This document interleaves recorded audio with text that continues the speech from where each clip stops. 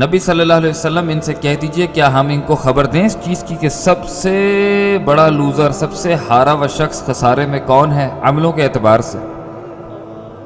ہم بتائیں ان کو؟ یہ دنیا میں ٹیگ لگاتے ہیں، لیبل لگاتے ہیں نا، یہ ہارا ہوا ہے، یہ ہارا ہوا، یہ ہار گیا، یہ ناکامیاب ہے۔ الذین ضل سعیہم فی الحیاۃ الدنیا وہم یحسبون انہم یحسنون صنعا، یہ وہ لوگ ہیں جو دنیا کی زندگی میں سعیہم بہت کوششیں کرتے رہے، لیکن دنیا کے لیے ضل، وہ سب برباد ہو گئے۔ کیوں؟ کیونکہ وہ دنیا کے لیے تھی، اور دنیا میں کیا ہوا دنیا کے لیے ہے، آخرت میں اس کا کوئی تعلق نہیں۔ آخرت میں تو صرف سوال ہوگا آخرت کے لیے کیا کیا تھا، میری بتائی ہوئی کمانڈمنٹس کے مطابق زندگی کیسے گزاری تھی۔ یہ تھوڑی سوال ہوگا کہ تم نے کتنی ڈگریاں حاصل کی تھی، یا تم نے کون سے برانڈز پہنے تھے، یا کن ملکوں میں جا کے تم نے اپنے ویزے لگوائے تھے اپنے پاسپورٹ کو اسٹرانگ کرنے کے لیے۔ سوال تو یہ ہوگا کہ میرے بندے یا میرا انکار کرنے والے، یہ بتا شرم تھی یا نہیں، حیا تھی یا نہیں، تقویٰ تھا یا نہیں،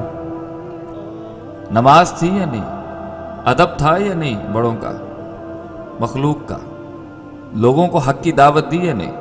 قرآن کے لیے جہاد کیا یا نہیں کیا، تبلیغ کی یا نہیں کی۔ الذین ضل سعیہم فی الحیاۃ الدنیا، ان کی ساری زندگی برباد ہو گئی،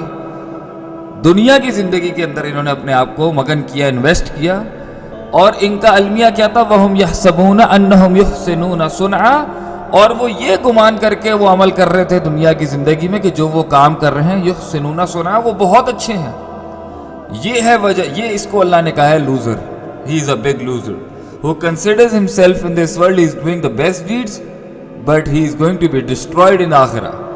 دنیا میں تو وہ سمجھ رہا ہوتا ہے کہ وہ بہت زبردست کام کر رہا ہے، مگر آخرت میں برباد ہے وہ، جسے ہم سمجھ رہے ہوتے ہیں کہ کیا شان ہے اس کی، کیا گاڑی ہے، مرسڈیز ہے، بی ایم ڈبلیو ہے، بیمرز ہیں، ورک ہے، ڈیفینس میں گھر ہیں، یا کلفٹن میں گھر ہیں، یا کے ڈی اے میں گھر ہیں، علاقوں کے لحاظ سے ہم نے عزتوں کا بٹوارہ کیا ہوا۔ اولئک الذین کفروا بآیات ربہم، یہ وہ لوگ ہیں جنہوں نے اللہ کی آیتوں سے کفر کیا، انکار کیا ان کا، اس کی نشانیوں کا،